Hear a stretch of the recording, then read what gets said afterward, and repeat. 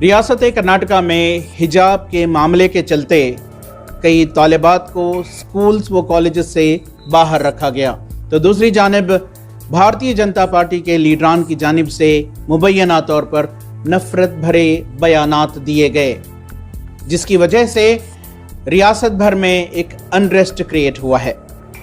रियासत में बने इन हालात को लेकर एक फिक्र के साथ कि ये जो नफरती बयानात दिए गए हैं और जो हालात इन बयानात से पैदा हुए हैं, कर्नाटका मुस्लिम पॉलिटिकल फोरम की जानिब से कानूनी कार्रवाई करने की शुरुआत की गई है।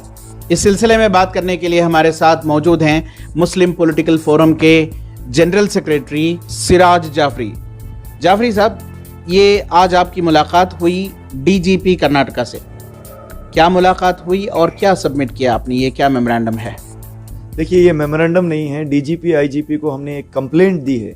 उस कंप्लेंट में हमने मुतालबा किया है कि MP Pratap Simha, BJP chief Kateel, Basanagouda Yatnal, KS Eshwarappa, इन लोगों ने जो हेट मॉन्गरिंग की है, जिसकी वजह से आज रियासत कर्नाटक में एक अनरेस्ट जैसा माहौल पैदा हो चुका है और सारे तलबा स्टूडेंट्स के बजाय गुंडे नजर आते हैं।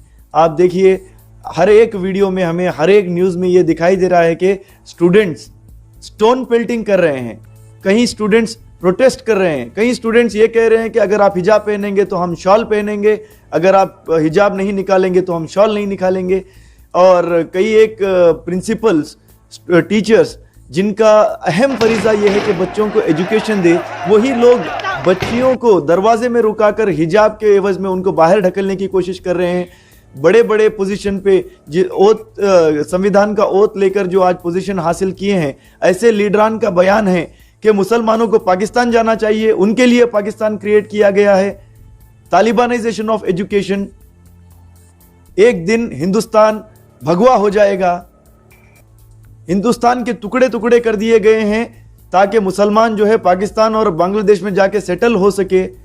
ऐसे गैर कानूनी और गैर आईनी बयान जो दे रहे हैं, जिसकी वजह से नौजवान बच्चों के जहनों में जहर घोला गया है। उन लोगों को हिस्ट्री पता नहीं है, एक नई हिस्ट्री रचने की एक मुनज़्ज़म तरीके से कोशिश की जा रही है, जिसकी हम सख्त मुखालिफत करते हैं।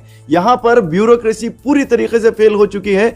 The police department has utterly failed in registering suo motu case against these political leaders. There is a clear discrimination. अगर यही कोई आम आदमी हेट स्पीच किया होता या फिर कहीं पर हेट मॉन्गरिंग किया होता, कुछ भी उसका अगर रिएक्शन हुआ होता, तो शायद आज वो यूएपीए के तहत अंदर होता। लेकिन क्योंकि ये लोग मिनिस्टर्स हैं, क्योंकि ये लोग बीजेपी पार्टी से संबंध रखते हैं, ये लोग पूरी रियासत में घूम फिरकर हिंदू मुस्लिम करवा रहे हैं, स्टूडेंट्स को स्टूडेंट से लड़वा रहे हैं।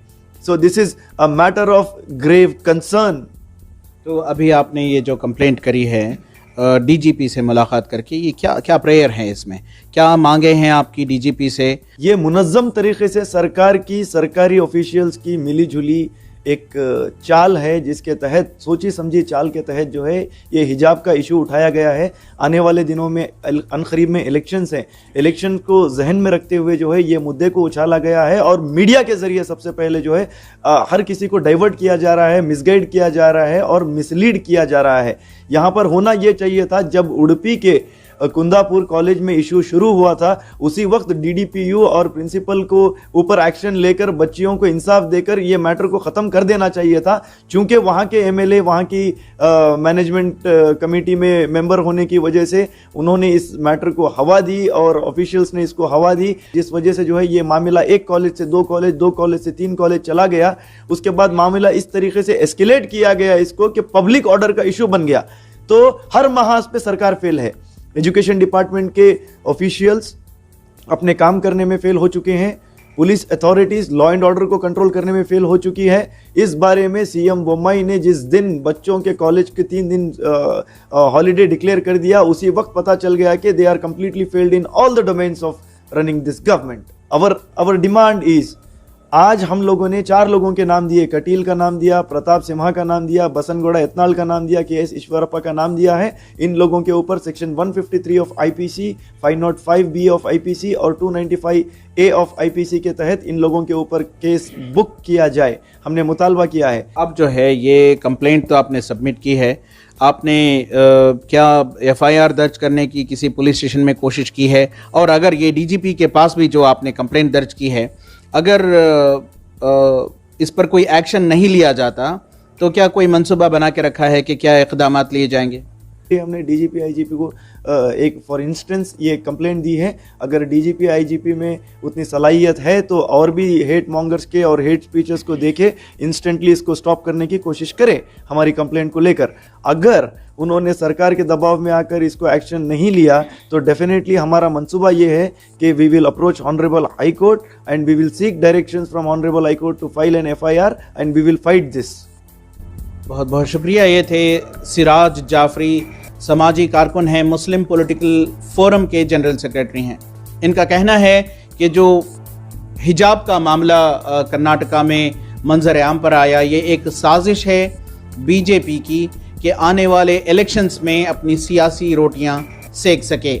अब सिराज जाफरी और उनके डेलीगेशन ने DGP कर्नाटका को एक कंप्लेंट सबमिट की है उन सियासतदानों पर कार्रवाई करने के लिए जिन्होंने मुबैना तौर पर नफरत भरे बयानात दिए हिजाब के चलते। अब देखना यह होगा कि DGP कर्नाटका किस कदर जल्द इस कंप्लेंट पर गौर करते हैं और इस पर एक्शन लेते हैं।